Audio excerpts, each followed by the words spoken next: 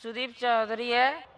मैं ये सवाल करना चाहता हूँ कि जो पंडित लोग हाथ की रेखा और राशि इसी देख के जो भविष्य बताते हैं वो सही है या झूठ?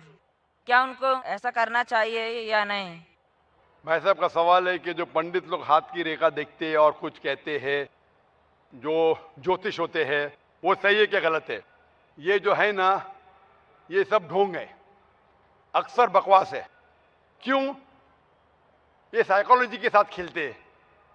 मिसाल के तौर पे आप जाएंगे, पूछेंगे, वो पंडित कहेंगे या मशीन कहेंगी कि आपके साथ 10 रोज में कुछ गलत होने वाला है। 100 अच्छा भी होगा तो एक गलत तो होगा ना। फिर दूसरे मशीन पे जाएंगे तो वहां लिखा है कि 10 दिन में आपके साथ कोई अच्छा काम होने वाला है। 10 चीज गलत होंगी, एक तो अच्छा होगा। एक मिसाल दूंगा मैं आपको। अमेरिका में एक साइकोलॉजी प्रोफेसर स्टूडेंट्स को पढ़ाता है। एक हफ्ते बाद कहता है कि मैं आपके बारे में लिखूंगा चिट्ठी पे, हर स्टूडेंट के बारे में, उसके बैकग्राउंड के बारे में लिखूंगा, लेकिन आप चिट्ठी को बंद रखो। एक साथ चिट्ठी खोलो और नंबर दो, कितने फीसद में सही था।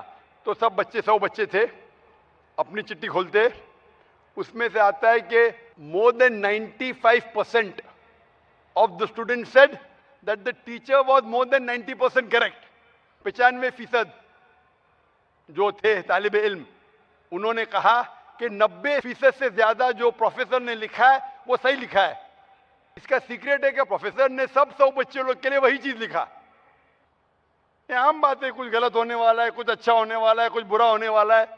ये रेखा देखना, इसीलिए कुरान मजीद में लिखा है सूरह माइदा में सूरह नंबर 5 आयत नंबर 90 में, या लज़ीना आमनू इन्नमल खम्रु वल मैसरू वल अंजाबु वल अस्लामु, dedication of stones, divination of arrows, बुत परस्ती और फांसे फेंकना रिश्त में मिली शैतान, ये शैतान के हथकंडे है। रिश्त में मिली शैतान फज्तनिबू लअल्लकुम तफ्लिहून, और आप इससे बचो ताकि आप फलाह पा सको। तो ये फांसे फेंकना, ज्योतिषगिरी, ये हराम है, शैतान के हथकंडे, आप इससे बचो। मैं आपसे पूछना चाहता हूं कि आप मानते हैं कि खुदा एक है? जी। आप मानते हैं कि बुत परस्ती, मूर्ति पूजा गलत है? हाँ, गलत है। आप मानते हैं कि मोहम्मद सल्लल्लाहु अलैहि वसल्लम उसके पैगंबर है, अल्लाह के? नहीं, मैं ये जानने के लिए कुरान का हिंदी तर्जुमा चाहता हूँ। इंशाअल्लाह आप जो भी जबान पे आपको महारत है, हिंदी जबान पे तो हिंदी तर्जुमा लीजिए, मराठी जबान तो मराठी में लीजिए, आप यहाँ सकते तर्जुमा ले सकते।